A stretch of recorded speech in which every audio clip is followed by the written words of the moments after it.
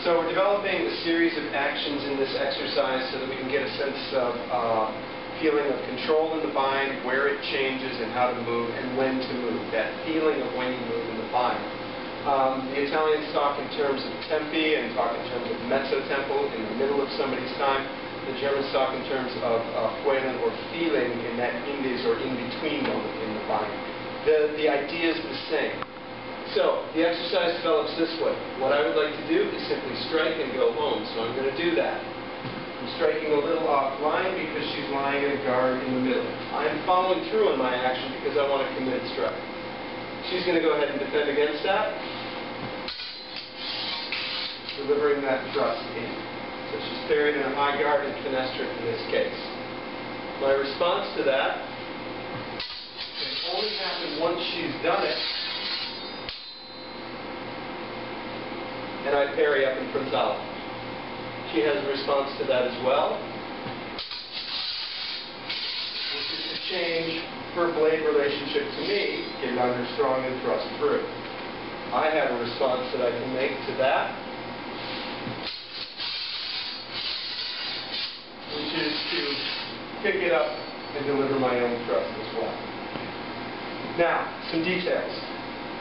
When I strike, when I make the initial strike or any action I make, and the same with Lara, she'll be doing the same kinds of things, I'm keeping my time and my motion effective for the cut. I'm moving in a true time. When I land, I'm lowering my weight so I'm nice and stable, and it's actually shared between both legs. Okay? So I'm not forward weighted when I land. When she defends, even though she's pulling back, she is sharing the weight between her legs, so that she's stable and can easily make that transition into the thrust. Because I'm stable, when she's defended herself, I'm then able to sink, shift into my parry, cut, and fully engage my hips because I have both feet under me. Okay, I'm not weighted heavily on one of them. Same thing here. When she needs to counter me, because her weight is well distributed, she can do that movement from her nice solid foundation. Notice how the hips turn to affect all these things. And finally, of course, in the end, despite having gone through all these pieces, I am able to use the fact that I'm loaded on two springs and can move easily and shift around to help control my blade, set my body position so I can go through. Whole thing again, please.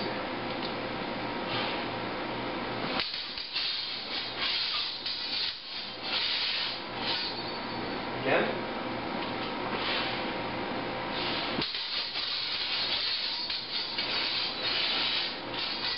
Now, this final movement gets us to an interesting position because she can parry frontale. Ready for the going through again? So, we come in,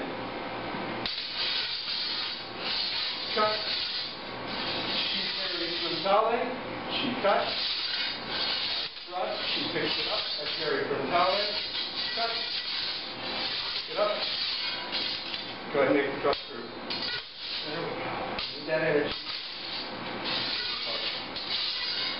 Thrust.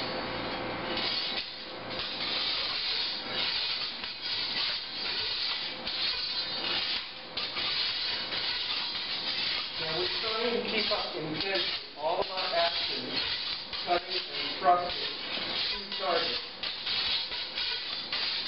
as we do this.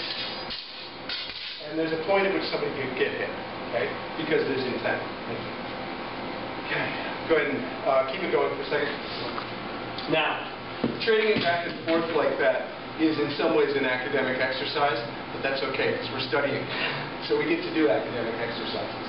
In doing that, we get to commit to the actions of thrusting and parrying and integrate our body motions into those actions so that we can be nice and stable, have everything well coordinated and set to work in the actions. And that's going to serve us well in general when we come into fencing. I think that's good right there. Thank you. Okay.